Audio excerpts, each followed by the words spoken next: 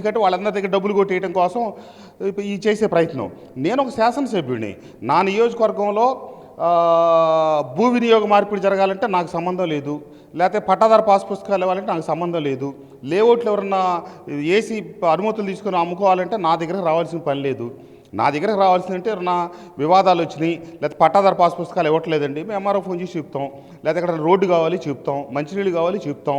ప్రజలకు సంబంధించిన విషయాలు నేను కలగజేసుకుంటానని చెప్పితే ఇతరత్ర వ్యవహారాలతో నాకు సంబంధం లేదు.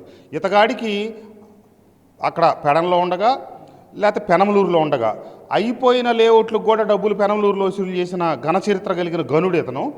కాబట్టి ఇక్కడ ఈ చుట్టుపక్కల ఇంత పెద్ద యాక్టివిటీ జరుగుతుంది, రాజధాని వ్యవహారం జరుగుతుంది కదా. కొన్ని వేల లారీలు ఈ మట్టి అయితేనేమి, ఈ క్రషర్ల నుంచి కంకర అయితేనేమి భారీ ఎత్తున, నా వెహికలే ఇంతకుముందు మా ఊరు నుంచి ఇక్కడికి గొల్లపూడి రావడానికి 40 నిమిషాలు పెట్టేది, ఇప్పుడు గంట 5 గంట 10 నిమిషాలు పడుతుంది. ఎందుకయ్యా అంటే ఈ రాజధాని పనులు ఊపందుకున్న తర్వాత జరుగుతున్న ట్రాఫిక్ జరుగుతున్న తంతు ఇదంతా కూడా.